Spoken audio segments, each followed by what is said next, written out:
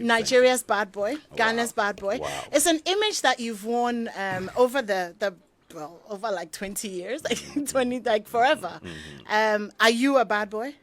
Well, it depends on what side of the divide you are. It's really not Yeah, ambiguous. Yeah, it's a very ambiguous, and I'll explain it. Apparently, being bad in certain contexts means running afoul of the law, being enemy of the state, enemy of public number one, all that kind of stuff. That totally, make you a negative person, someone that has the wrong energy.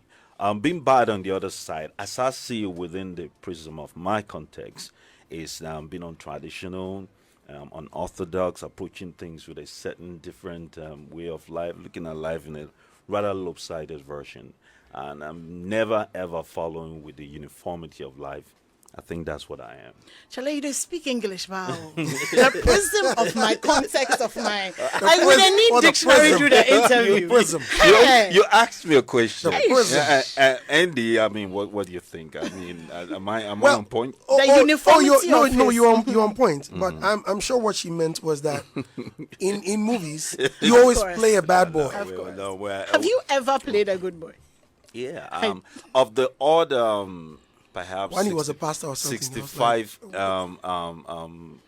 awards that I've won that sit on my mantle right now. Wow. Congrats. I think 50% of them came from roles that are relatively not, has anything to do with me being bad. They were deep-rooted roles of being a father, roles of being the victim, roles of being, the sufferer in the movie, the protagonist. So I think those that says so much for the art itself, the art form. Right. So does the art of you being a bad boy reflect the signs of who you really are? Yes. Or is it just never respect. I see. Never respect. As you all well know, before we sat here, I don't suffer fools. I don't take things. If you bring disrespect to my corner, I'll quickly cap it. I take care of business properly. I'm also deeply respectful of people's space. I'm also, a gentleman in every sphere you can mention. But in other words, there are people that want to test you for no reason, and I don't condone it.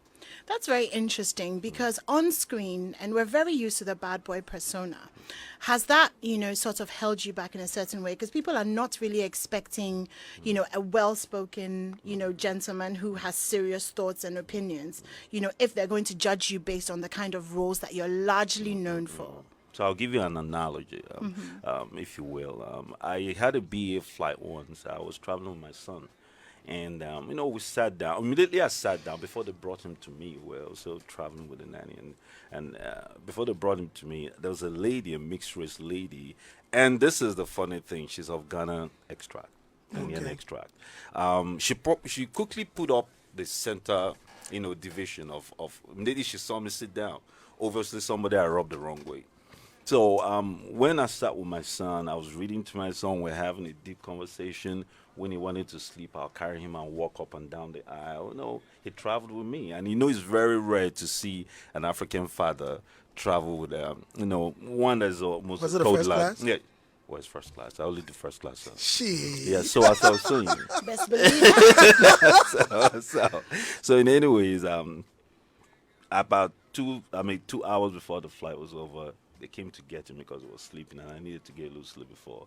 And she put down the glass and said, "Listen, I owe you an apology." I said, "Why?" She said, "I am probably one of the smartest women I know, so I'm really ashamed that I know of myself for not knowing better and judging a book by its cover. I thought those roles had to be true to type. And I thought some of the things I read in the press had to be this person. But what I saw is a very attentive, a very deep person. And it's that, he just loves to be in his corner and do his own business. And trust me, there's no bigger way to respect a man than that." And I said, "Listen, apology accepted.